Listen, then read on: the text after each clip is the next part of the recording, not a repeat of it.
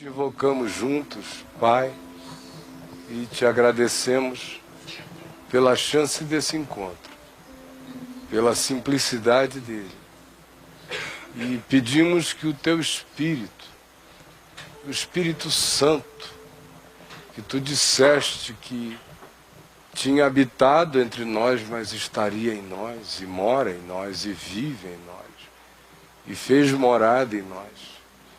Nós pedimos que ele cresça em nós, o teu Espírito, que a mente de Cristo tome conta da nossa mente, dos nossos pensamentos, que o autocontrole de Jesus, que é fruto do Espírito Santo, se derrame sobre nós e nós trilhemos o caminho do equilíbrio e do bom senso e da sabedoria e da alegria e da paz e da bondade, da longanimidade, da mansidão e do domínio próprio. Por favor, vem, ensina-nos a viver. Amém. Abre os nossos olhos, ensina-nos a entender, a discernir. Abre o nosso coração e permite-nos compreender. E fortalece o nosso ser. E cria em nós desejo e vontade e disposição. E abençoa a nossa vontade, desejo e disposição, para que cada um de nós faça o melhor com o Evangelho. O Evangelho realize seu bem crescente e pleno em todos nós aqui. Nós te pedimos em nome de Jesus juntos. Amém e amém. Boa noite, gente boa de Deus. Boa noite. E todos estão me ouvindo bem? Eu estou um pouco rouco, de modo que eu espero que todos consigam me ouvir muito bem. Nós estamos dando sequência a esses meses de estudo na palavra, no Evangelho de Mateus, capítulos 16 e 17, por enquanto, sobre o caminho do discípulo. Começamos vendo que o discípulo não poderia ser alguém que se importasse com o que os outros pensam acerca de Jesus, e sim, exclusivamente acerca da revelação que ele teve de Jesus sobre quem seja Jesus, conforme o Evangelho. Daí nós temos ficado alguns meses rodando em torno do significado daquela confissão de Pedro: tu és o Cristo, o Filho do Deus vivo. Fomos adiante e ficamos 2 ou 3 meses vendo o caminho do discípulo, o chamado para negar a si mesmo, tomar a cruz e segui-lo. Depois nós prosseguimos e vimos que sem transcendência não se factibiliza, não se viabiliza, não se realiza, não se materializa o caminho do discípulo. Ele precisa de transfiguração, precisa de transcendência. E eu repito pela 20ª vez ou mais aquela sequência de Paulo em Romanos no capítulo 5, quando ele diz que a gente aprende a se gloriar nas próprias tribulações, antes disso aprendendo a gloriarmos-nos na esperança da glória de Deus. Então, primeiro vem a transfiguração, você é invadido pela transcendência. Aí o seu coração se ancora na eternidade. Quando o seu coração se ancora na eternidade, os seus prismas mudam, suas perspectivas mudam, seus valores se alteram, seus significados são profundamente revolucionados.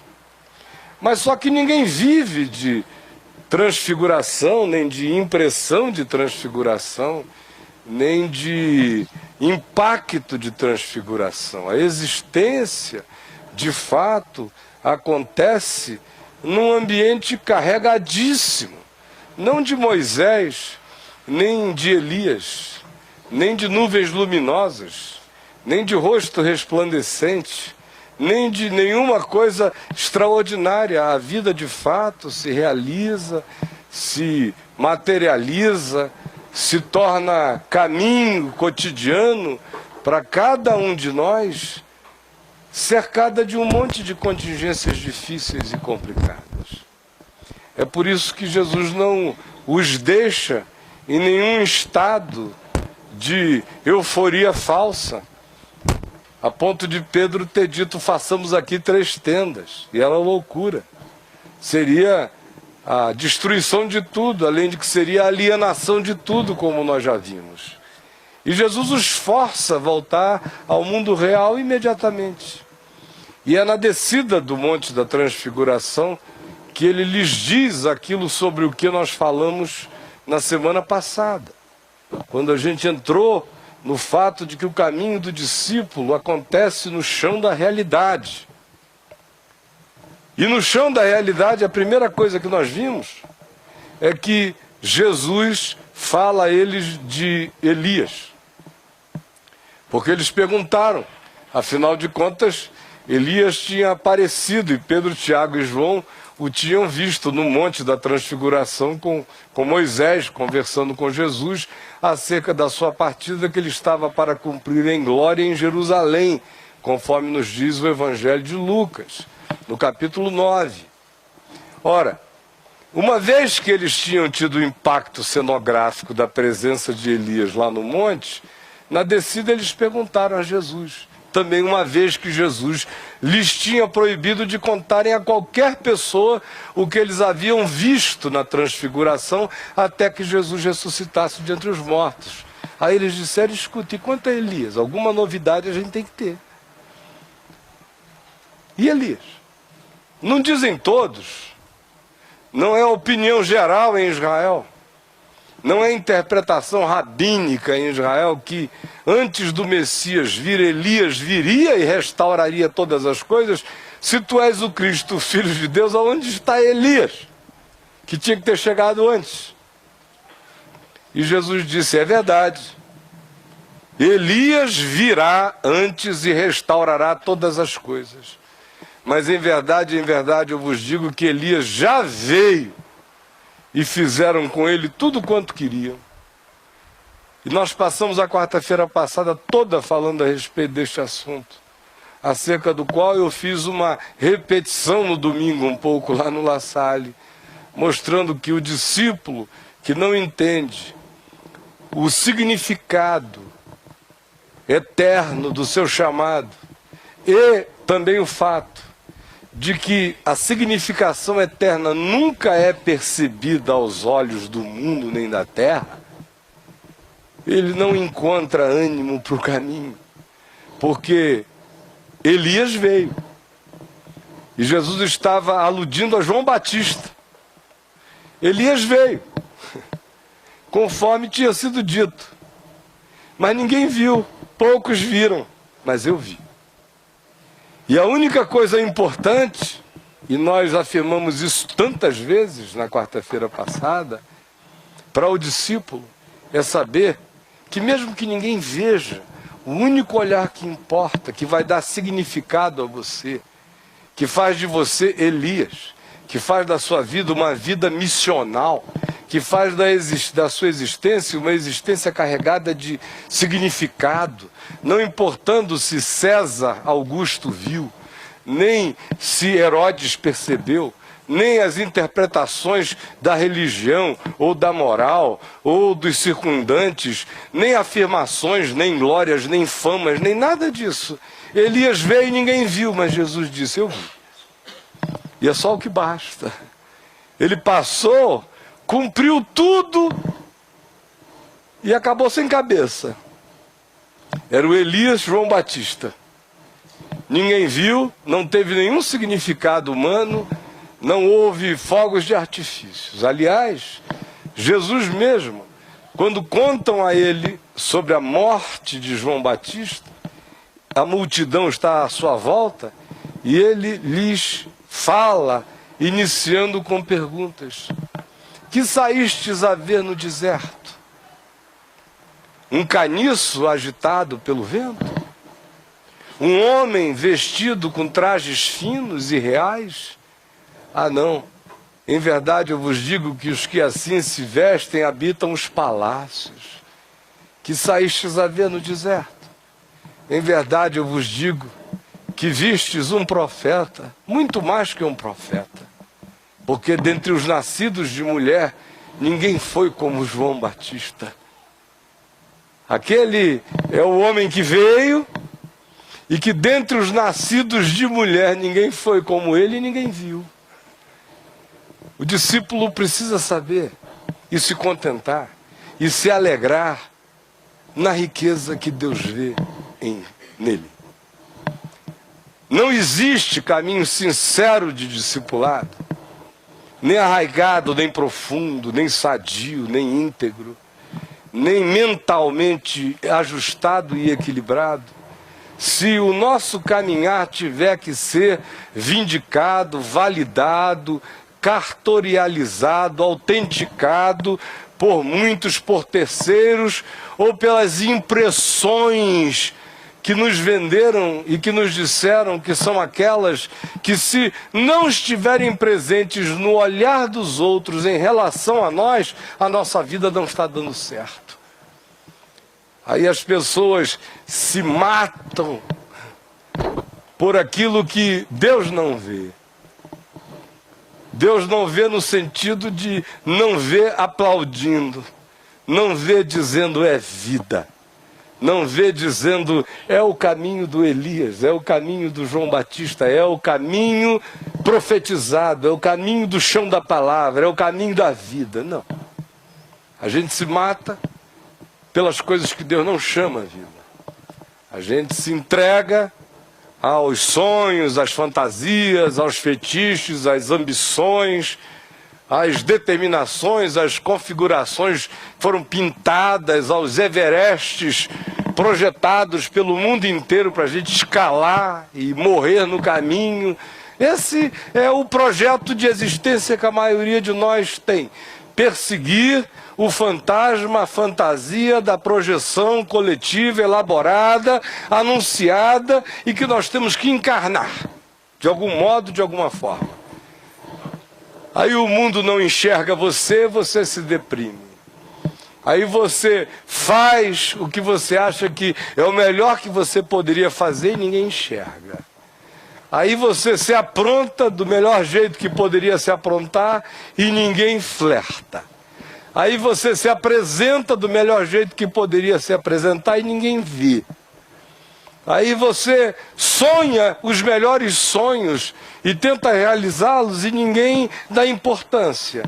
Aí você vai se reduzindo na sua autopercepção, a sua autoimagem vai se apequenando, você vai dizendo, eu sou o cocô do cavalo do bandido, de fato ninguém me vê, ninguém me percebe, nasci com carência de carisma.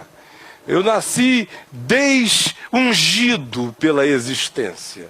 Nasci sem uma estrela poderosa me indicando.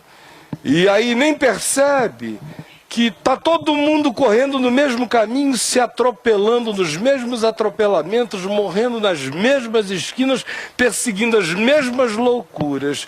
Mas a gente pensa que a existência é uma loteria e que vale a si mesmo.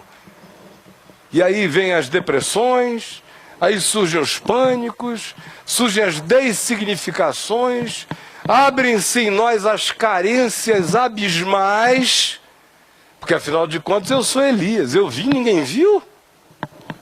Ninguém percebeu? Poxa vida, Isaías falou de mim, ninguém enxergou? Vai ver que eu sou o Elias errado, poderia ter pensado João Batista. Mas não. Ele sabia que Jesus sabia. Isso basta. E enquanto eu, você, qualquer um que queira ser discípulo de Jesus, não se contenta com essa realidade de que o meu significado não vem da multidão das percepções, não vem das validações de terceiros, não vem de nenhuma afirmação exterior, não vem de fama, nem de poder, nem de dinheiro, nem de reconhecimento intelectual, nem de capacidades afetivas, nem de capacidades relacionais, não vem de nada disso, porque João Batista não era nada disso. Nada. Mas em verdade eu vos digo que dentre os nascidos de mulher ninguém foi como João. E não era nada disso. Porque Deus não vê como vê o homem. O homem vê o exterior, o Senhor, porém, vê o coração. Essa é a primeira lição quando a gente bota o pé na realidade. Quando o discípulo que disse, tu és o Cristo, Filho do Deus vivo, e disse, eu quero aprender a negar o self, o si mesmo, o eu falsificado, o eu fantasioso, a assumir quem eu sou, e a gente viu como é isto e qual o significado disso.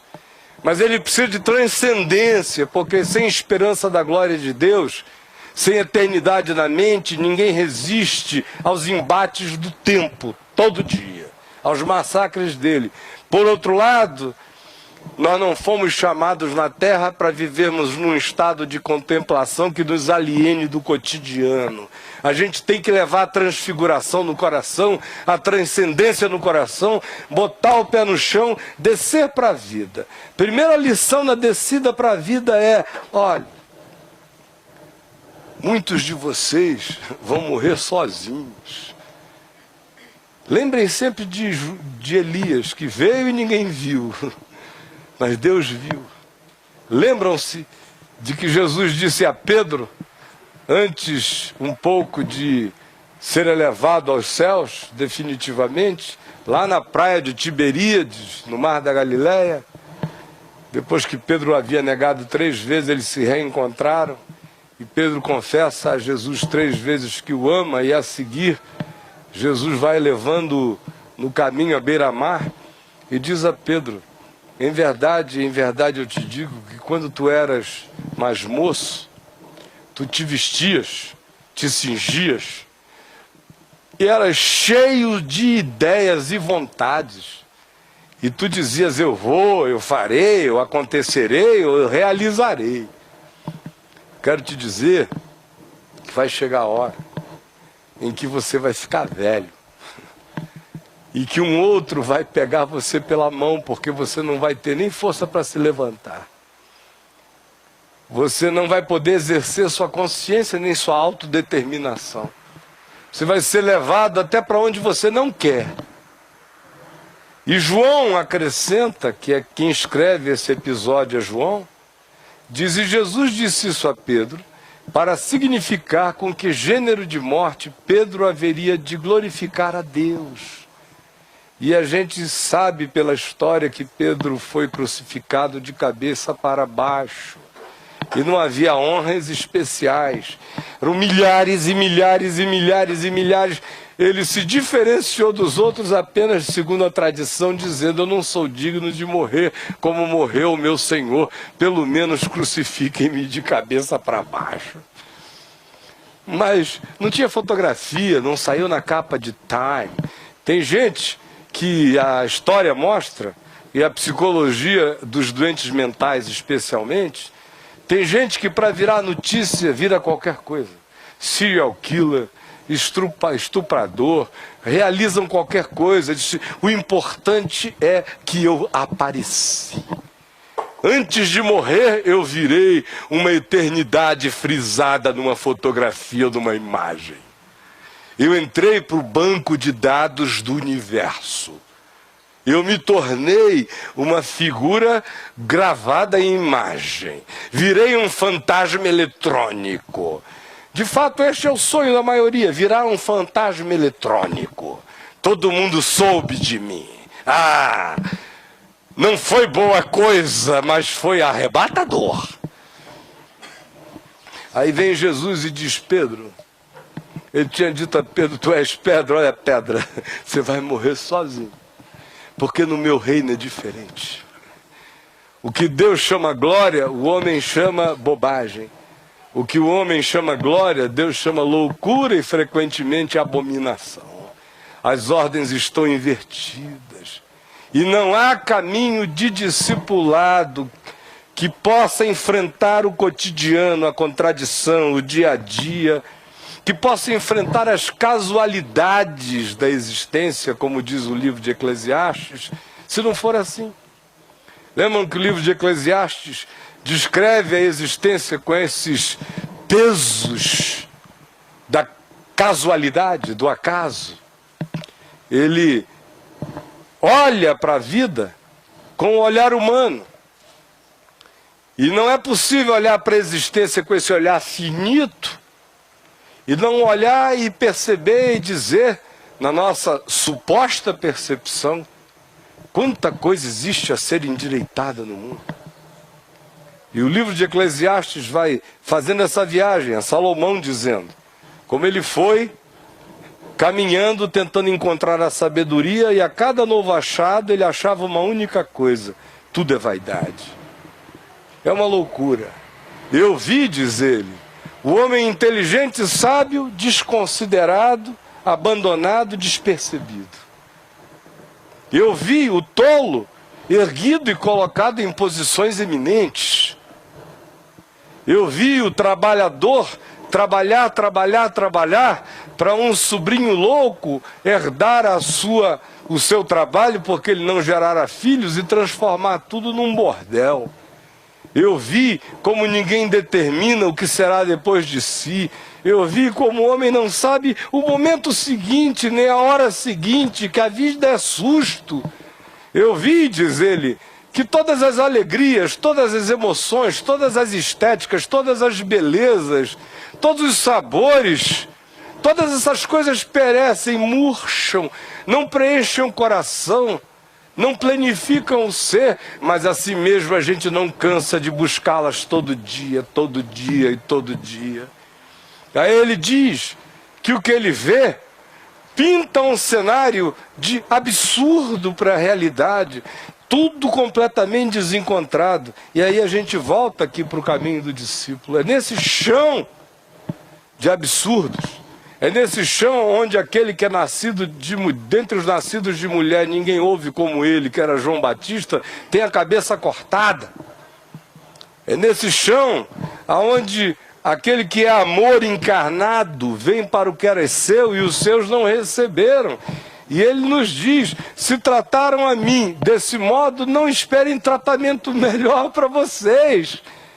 É assim que o mundo vê, é assim que o mundo é. Vocês, porém, não são do mundo, como também eu não sou, embora vocês tenham que viver no mundo, livres do mal.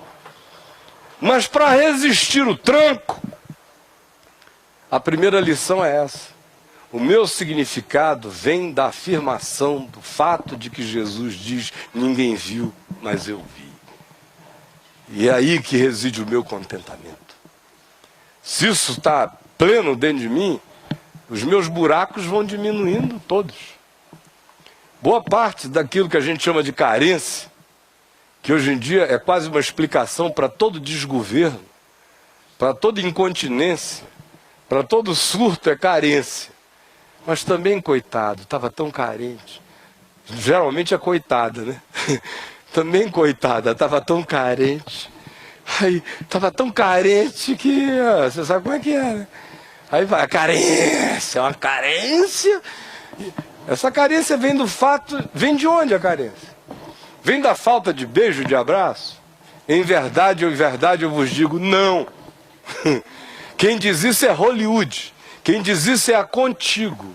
Quem diz isso é a Caras. Quem diz isso é o mundo.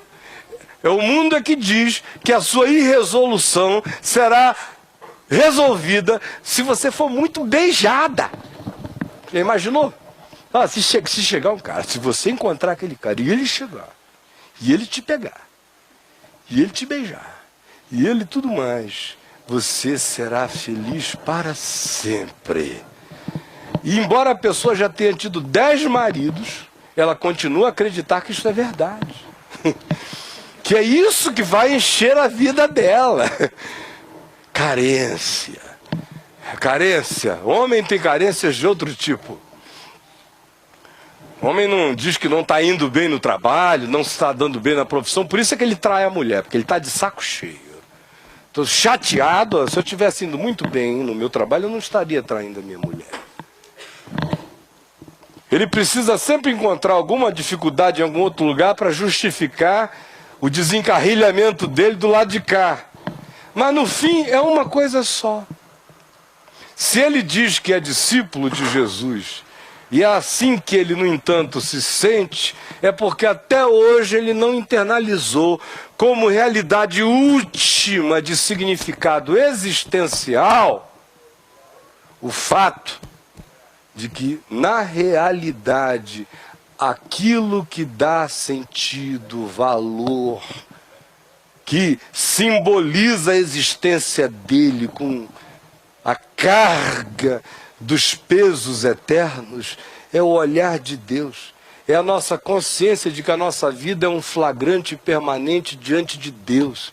E que a gente vive em Deus, para Deus e por Deus. Se não for assim, tudo nos esburaca.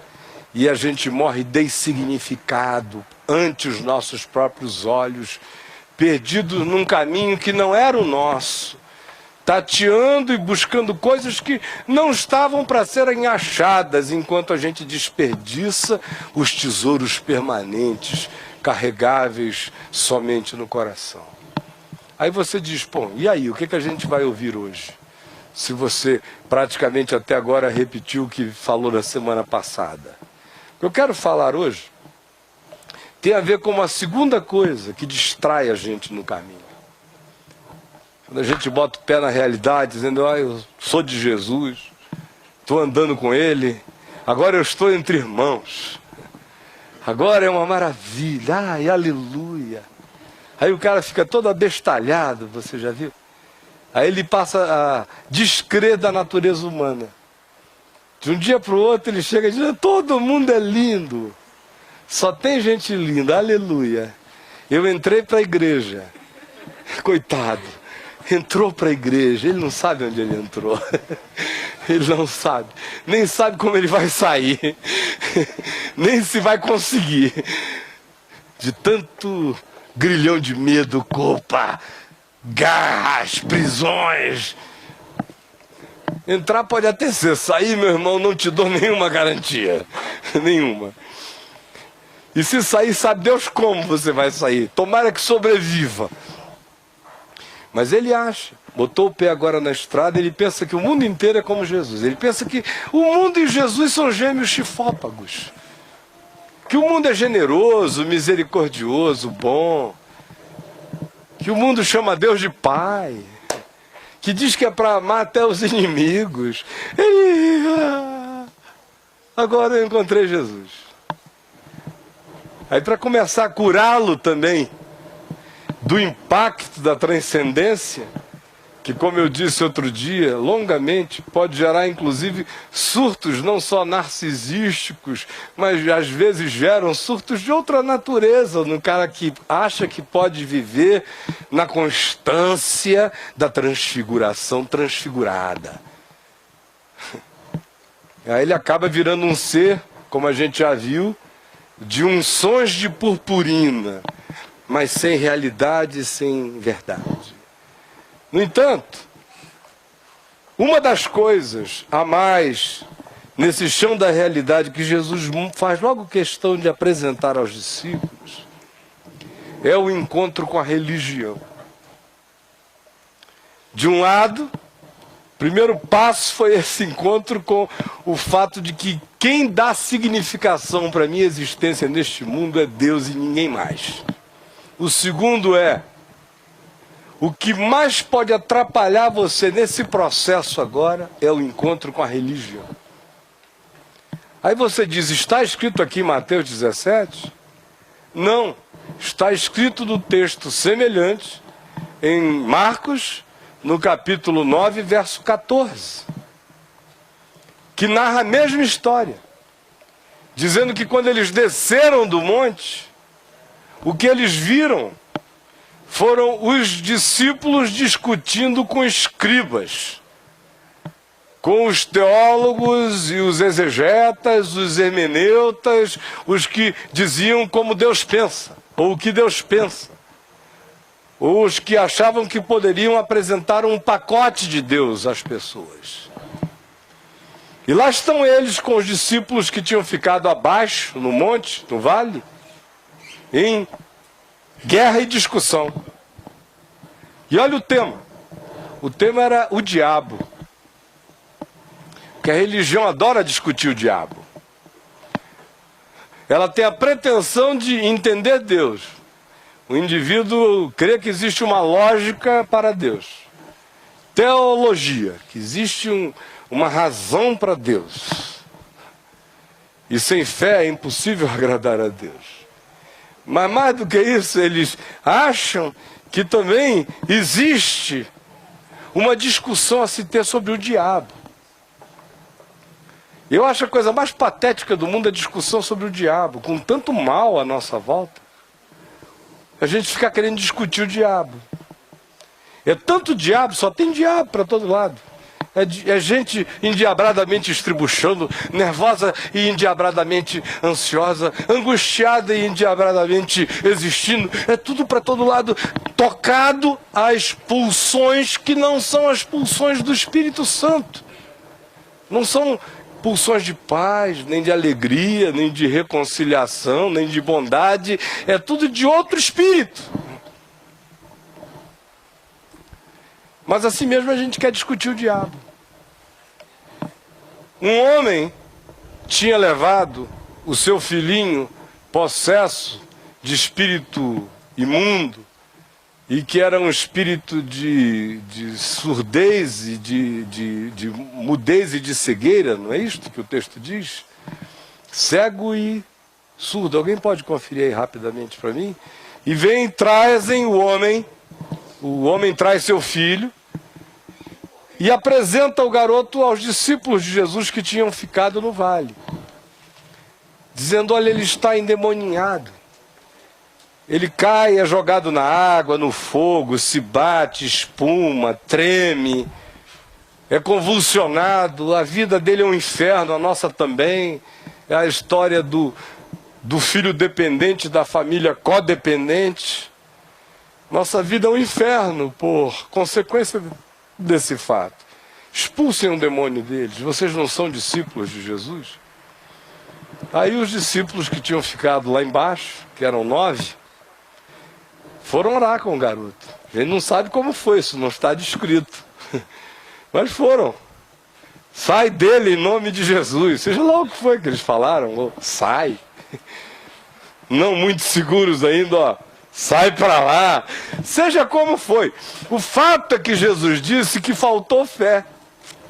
Disse que o que havia neles era pouca fé. Foi por isso que o demônio não foi embora, porque não havia fé.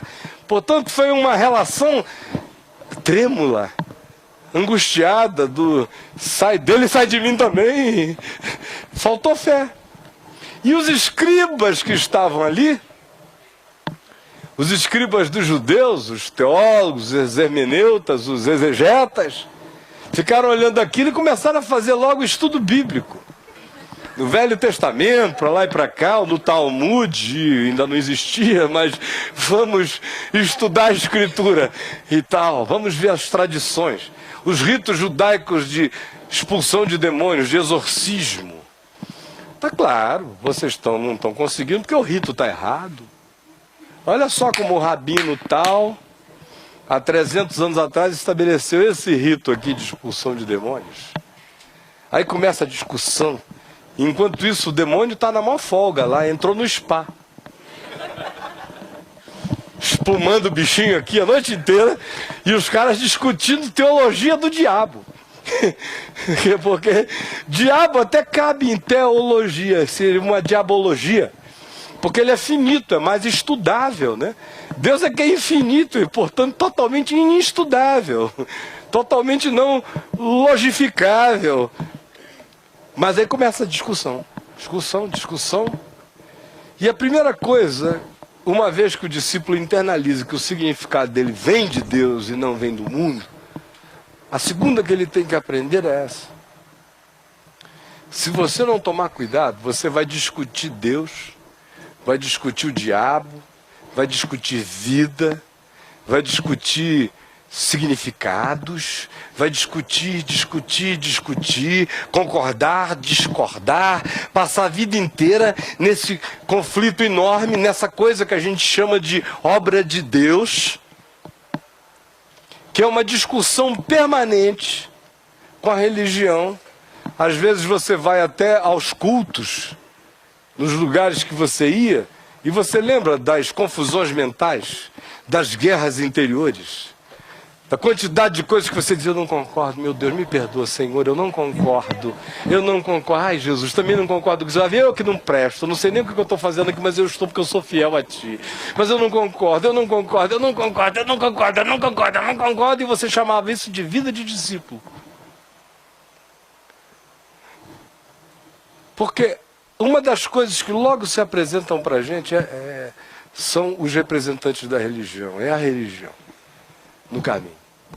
E eles vão descendo ali, aprendem que o significado deles vem do fato de que eles vivem em Deus, e agora eles têm que aprender a não gastarem tempo com as discussões sobre Deus, nem discussões sobre o sentido da vida. Como eu digo lá no site, num texto antigo, nós não estamos aqui para conhecer o cardápio, a gente está aqui para comer a comida.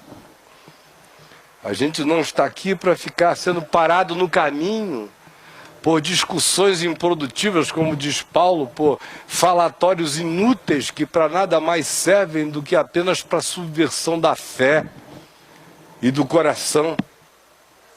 Mas é esse o obstáculo que eles encontram de saída. E para Jesus, de acordo com a narrativa de Marcos, no capítulo 9, do verso 14 em diante, aquilo foi tão importante para ele, que Jesus quis saber. Qual é o tema? Você sente assim uma energia meio irada em Jesus. Porque ele vem descendo, vê os escribas discutindo com os pobres dos coitados, daqueles 9 discípulos que tinham ficado lá, que a única coisa que estavam tentando fazer era tirar um demônio de uma pessoa, ainda tiveram que ser acossados pela legião de escribas, que é pior do que o diabo. É uma legião dessa, de religiosos em volta de você. E Jesus vem assim, tão célere, que ele anda e vai direto para os escribas e diz: o que é que discutíeis com eles? Que papo era esse? A intensidade é grande. Ele vem descendo e não para nem diante do demônio, ele vai logo no diabo, que são os escribas. O que é que discutíeis com eles? Aí todo mundo fica abobado. Aí vem o pai. Você sabe o que é? Olha o tema qual era. O tema da discussão é que o meu filho sofre de um grave problema.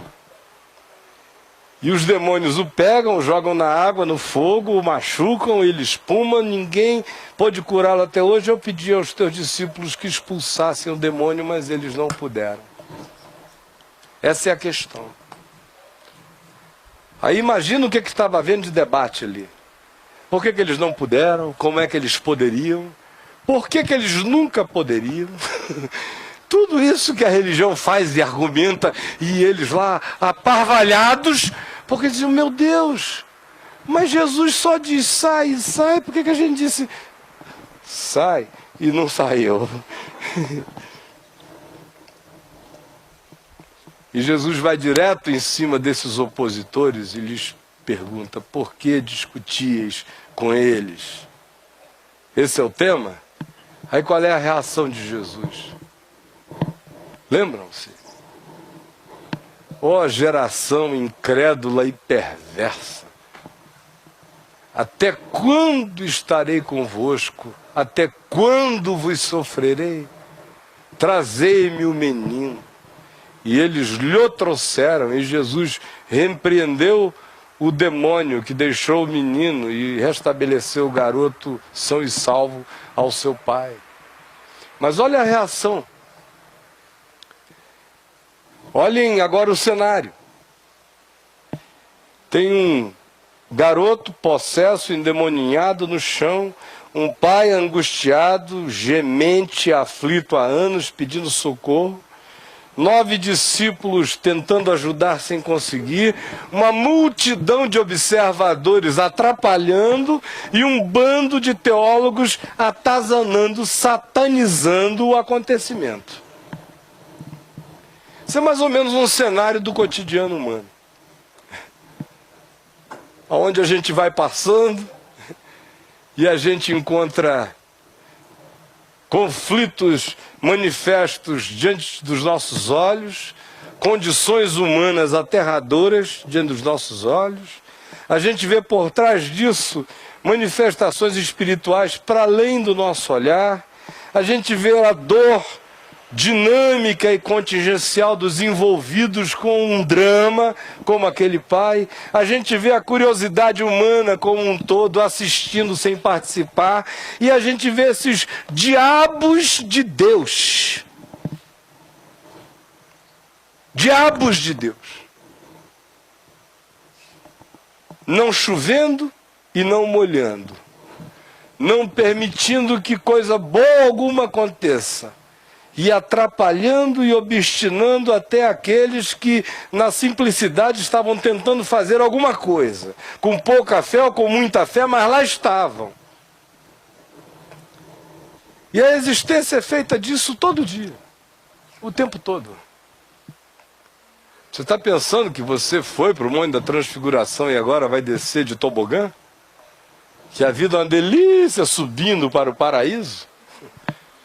Meu amigo, minha amiga, meu irmão, minha irmã, a única notícia que eu tenho a lhe dizer é que você vai tropeçar em gente caída, vai ser demandada de você ajudas que você nem sempre se sentirá qualificado a dar. Na sua tentativa de dar, ainda haverá opositores. E no seu desejo de enfrentar o diabo, você vai perceber que o seu maior inimigo é o homem incrédulo da vida e de tudo. E se a gente não prestar atenção, o coração se desmobiliza.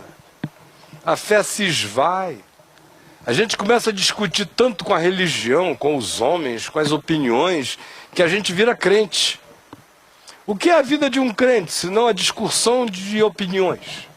De ver quem está com a verdade, quem não está com a verdade, quem é de Deus, quem não é de Deus, quem é ungido, quem não é ungido, quem está na bênção, quem não está na bênção, quem está no centro da vontade de Deus, quem está na beirada da vontade de Deus, quem está à margem da vontade de Deus, quem saiu da vontade de Deus, quem foi para um lugar que nem Deus consegue ver mais.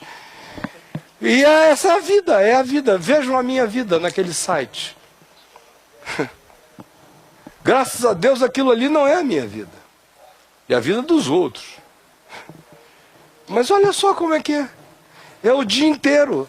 As questões todas eu fico pensando, digo, meu Deus, o ar está acabando. A terra está ficando assim abafada. O mundo está esquisito. São ameaças de todos os tipos, em todos os frontes, onde quer que você olhe. Todas as projeções são superlativas e apocalípticas. Pode escolher o veio. Diga uma área que eu chego lá com você, em qualquer veio que você olhe, em qualquer direção. Mas enquanto isso, os escribas nos distraem. Enquanto o mundo acaba, a gente discute teologia, a gente discute doutrina. A gente discute se pode ajudar ou não pode ajudar. Como aqui no site semana passada. 2 pessoas me escreveram dizendo que nas necessidades que tiveram foram socorridos por centros espíritas e não pelas suas igrejas evangélicas. Aí eu dei a resposta óbvia. E recebi um monte de carta dizendo, o senhor não devia dizer isso, pastor. As pessoas podem entender mal, podem pensar que o espiritismo está certo. Eu digo, eu não tenho nada a ver com espiritismo, assim como eu não tenho nada a ver com cristianismo, eu não tenho nada a ver com isso, meu negócio é só Jesus.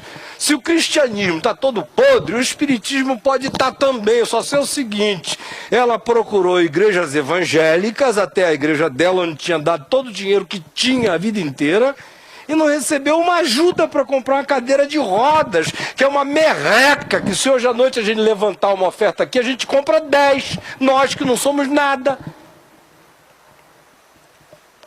Mas teve que sair sem cadeira de roda para o centro espírita.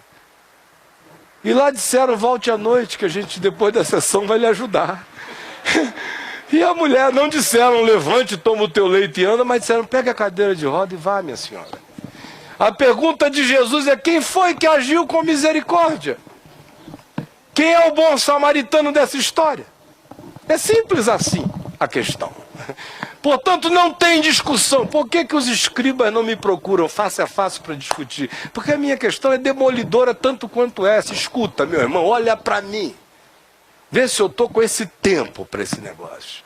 Me diz só o seguinte, de onde é que estão procedendo coisas boas? Onde é que está nascendo fruto? Eu só como fruto, eu não brinco de bolinha de sabão. Que é a distração de vocês, é bolinha de sabão. Pô, chega. Então, um dos impedimentos nessa jornada é o emaranhamento da discussãozinha, que faz o evangelho virar um papo furado. Uma discussão eterna que não acaba nunca. Eu preciso saber mais, eu não estou preparado para fazer, eu não estou... Você não vai estar nunca, só está preparado quem faz. O preparado não se contém. Ele pode nunca ter feito e estar totalmente preparado, porque o que prepara é a pulsão do amor, é a vontade de fazer, de estender a mão, de dizer eu quero, fica limpo. Então tome cuidado, porque nenhum de nós está sendo chamado para passar a vida inteira em discussões, nem sobre Deus, nem sobre o diabo. A gente está sendo chamado para se encher de fé na vida, para abraçar os pais que choram, para expulsar os demônios renitentes e maltratadores da existência humana, para libertar a condição humana do seu estado de impotência e para andar celebrando a Deus na simplicidade confiante de quem sabe que só está em pé porque está sendo conduzido ou porque esteja seguindo aquele que é o caminho da vida. Se não for assim, a gente se perde rapidinho. Aí você encontra o cara 10 anos depois dele ter visto a transfiguração, dele ter recebido aquele impacto. Aí ele também não internalizou que o sentido da vida dele vem de Deus e não da opinião humana. Nem internalizou e nem ganhou a consciência de que ele haveria de ser terrivelmente distraído no caminho. Principalmente pelo papo religioso, que discute Deus e não põe ninguém no caminho da vida, metendo a mão aonde estão as essências, os significados, os cernes das questões, dos problemas reais da existência. Aí você o tinha encontrado 10 anos antes, assim que ele desceu da transfiguração. Passam 10 anos. Aí você encontra com ele, aí vê que a luminescência já não está presente dos olhos, já não existe mais alegria espontânea, já não há mais no coração aquele folgar alegre e infantil por Deus, já não há mais o deslumbramento da eternidade, já não há mais paixão pelo Evangelho, mas em compensação, o cara vai te dizer, olha, não perdi uma classe de escola dominical, quase que me formei, só não me formei na escola dominical porque eles não diplomam, cara, eles só diplomam na hora do sepultamento, que é para você não deixar de ir, mas quase me formei, Enquanto isso, eu também fiz teologia no isso, naquilo, no instituto não sei o quê, fiz vários cursos, ouvi tantos homens de Deus. É verdade que cada um com uma opinião diferente. Se aquele panteão de opiniões, mas eu tô cheio de opiniões. Acabou que hoje em dia eu não sei nem bem o que é que eu creio. Mas eu sei que de algum modo é por aqui que eu continuo, até porque já tem 10 anos e eu não vou jogar esse tempo fora. No entanto, aquele carinha que não sabia de nada 10 anos atrás, mas que viu Jesus transfigurado, morreu. E no lugar dele, sutilmente introduziu-se um escriba, um serzinho religioso que vive de conferências, de checagens, fica vendo onde é que está a verdade, como se a verdade pudesse ser vista aqui do lado de fora com os meus olhos. A verdade só pode ser conhecida dentro de mim, na experiência.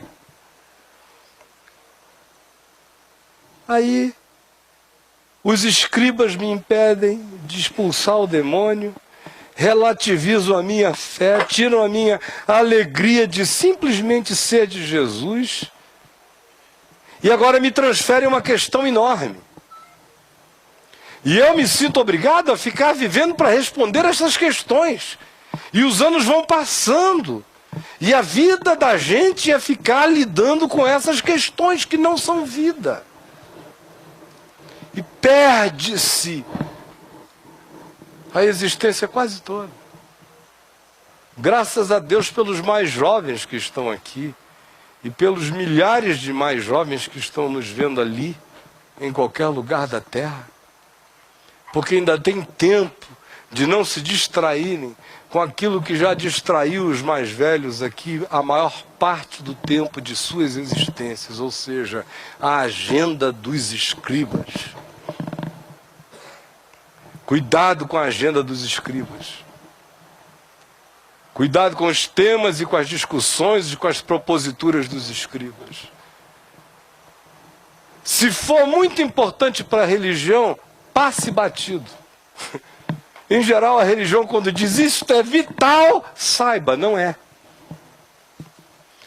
Em geral, ela se concentra no que não é vida.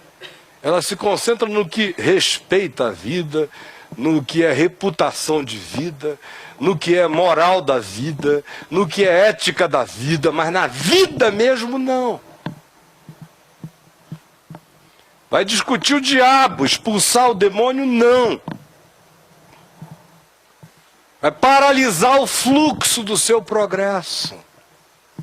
Fazer de você um hamster de estudos bíblicos que não são nunca praticados, de vida e de experiência com Deus que não se transforma em significado amanhã, depois de amanhã, no dia seguinte, a vida inteira, ainda que eu tenha os meus setbacks, mas me retome, me levante, me recomponha e ande firme, sem me deixar parar por essa agenda do mal, que vem cheia de temas de Deus.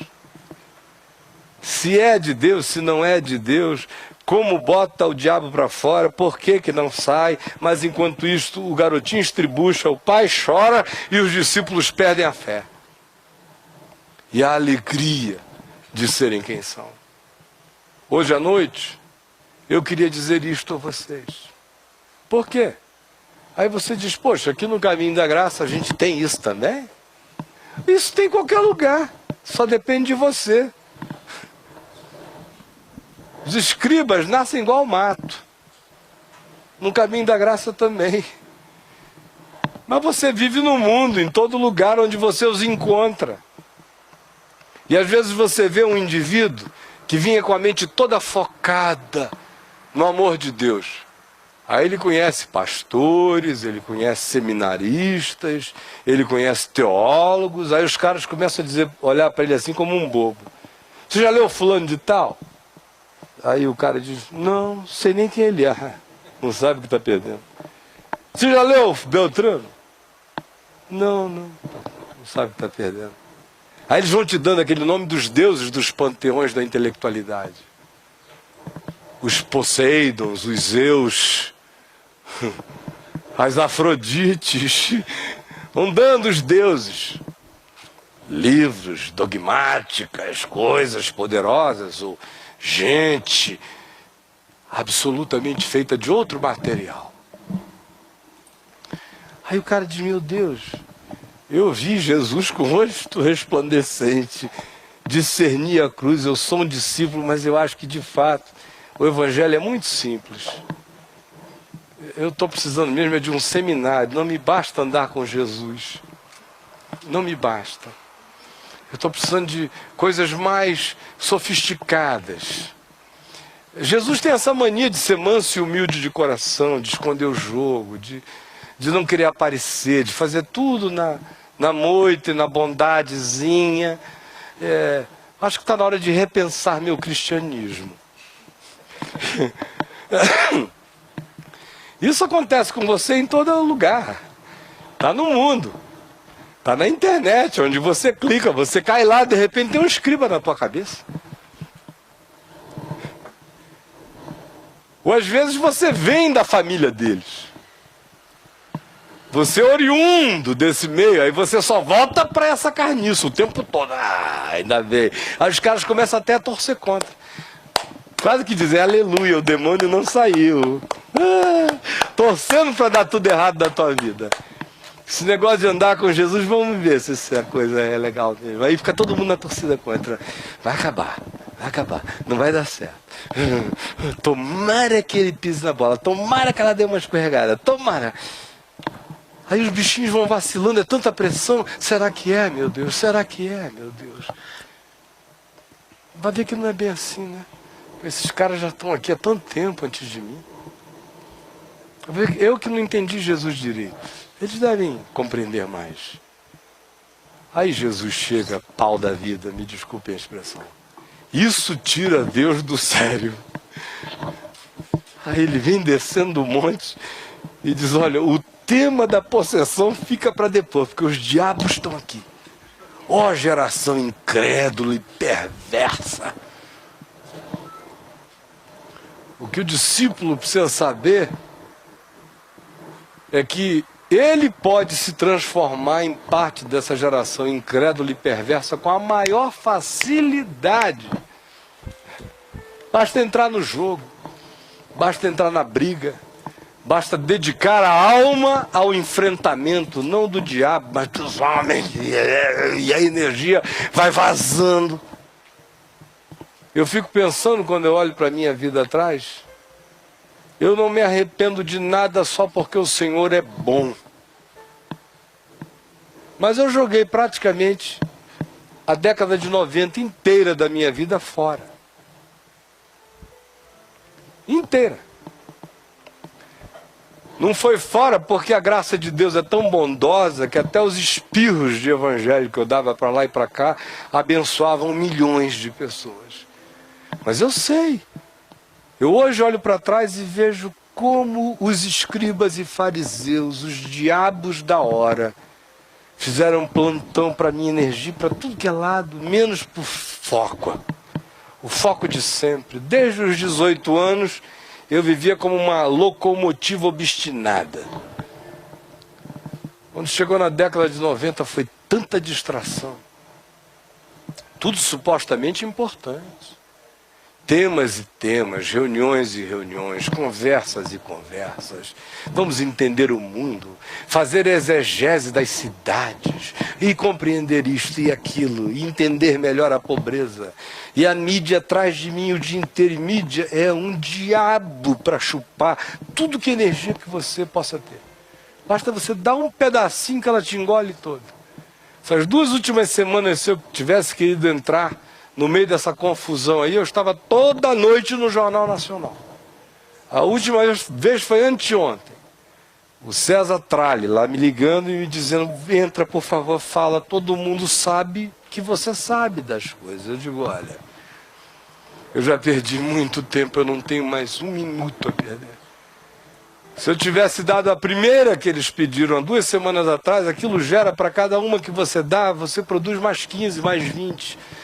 No mesmo dia, no dia seguinte, vira um volume, um negócio diabólico. Aí depois você desce de manhã cedo, imagina se eu entro numa dessa. Abre a porta, já tem mídia para todo lado lá fora, a tua vida um inferno aqui dentro. E eu ia me perguntar, escuta, de quem era essa agenda, afinal? De quem era a agenda? Por que eu a comprei? Ela era uma agenda do Evangelho ou dos escribas e fariseus no pé do monte? A agenda do Evangelho tem a ver com gente sofrendo. A agenda dos escribas e fariseus no pé do monte tem a ver com a distração do meu caminho o tempo todo. Então, meu irmão, minha irmã, cada um de nós, no âmbito da sua vida, do seu cotidiano, pare hoje e faça só um exercício para a gente terminar. Sabe qual é o exercício? Se você puder começar agora, comece agora. Se puder, deixe para logo mais em casa.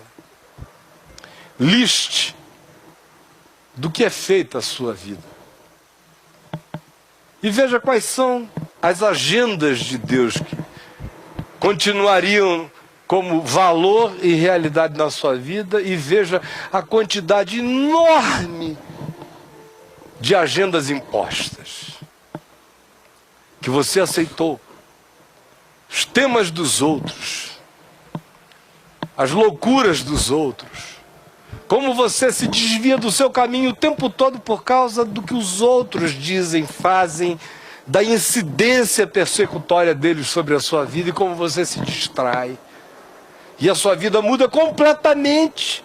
E um caminho bom, em nome de uma causa supostamente boa, pode virar um inferno, simplesmente porque você não seguiu a trilha simples. Você está pensando que da boca de escribas e fariseus, comprometidos só com interesses religiosos, com morais religiosas, com éticas religiosas, com guerras religiosas, virá alguma coisa boa? Que vá melhor encaminhar sua existência? Jesus diria, em verdade eu vos digo que não. É simples assim. Quem tiver ouvidos para ouvir, ouça. Entenda e discirna no seu próprio coração qual foi o significado do Evangelho, da proposta de discipulado que nos chegou ao coração, agora e hoje à noite. Vamos orar juntos então? E aí, Jack? Dá para tocar? 9h30, a gente termina em 5 minutos. Apenas para ganharmos tempo, muita gente colabora com os trabalhos e as atividades do Caminho da Graça nessa reunião de quarta-feira. Se esse for o seu caso ou for o seu desejo, enquanto a gente canta, você pode botar a oferta aqui no Translucilácido. Do contrário, fique em paz, isso aqui, uma coisa não tem nada a ver com a outra, é só porque a vida segue e há milhares de coisas acontecendo. Mas cada um de nós é livre. A orarmos, Senhor, vem encher-nos com teu amor, para o mundo agitado esquecer.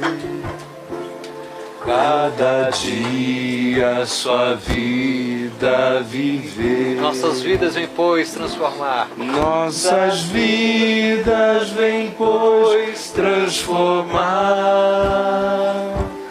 Refrigério pra alma nos dar.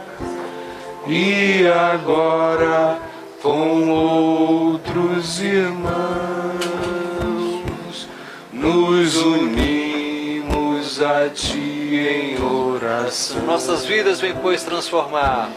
Nossas vidas vem, pois, transformar. Refrigério pra alma nos dar. E agora com outros irmãos nos unimos a Ti em oração. Vamos orar juntos a oração que Jesus nos ensinou e que não é uma reza. Cada palavra é uma invocação. Ore com sentido, não como uma vã repetição. Pai nosso que estás nos céus, santificado seja o teu nome. Venha o teu reino, seja feita a tua vontade, assim na terra como nos céus. O pão nosso de cada dia nos dá hoje. Perdoa as nossas dívidas, assim como nós perdoamos os nossos devedores. E não nos deixes cair em tentação, mas livra-nos do mal, pois teu é o reino, o poder e a glória para sempre. Amém e amém. Gente boa de Deus, que o Senhor Jesus nos abençoe aqui e abençoe a todos aqueles que nos viram e estão vendo ainda em casa, em tantos lugares diferentes do mundo. Que o Senhor Deus nos guarde, que o Espírito Santo nos encha, que o nosso coração se alimente do Evangelho, da Palavra, todo dia. Que a gente calce nos pés a disposição de andar no Evangelho da paz, na bondade de Deus, com a mente protegida, com o capacete da segurança, da salvação, vestindo o escudo, a justificação, a couraça da justiça de Jesus, empunhando o escudo da fé, com o qual a gente apaga todos os dardos inflamados no maligno, levando no coração a palavra de Deus, que é a espada viva de dois gumes, e não nos esquecendo jamais de nos cingirmos, de botarmos como cueca da nossa existência, calcinha do ser, aquela coisa mais íntima, a gente tem que se vestir de verdade no íntimo. E aí a gente caminha para enfrentar o dia mau, a existência como ela é. A começar dos escribas querendo dizer, vamos discutir Deus um pouquinho, que o Senhor nos salve disso também. Muita paz com todos.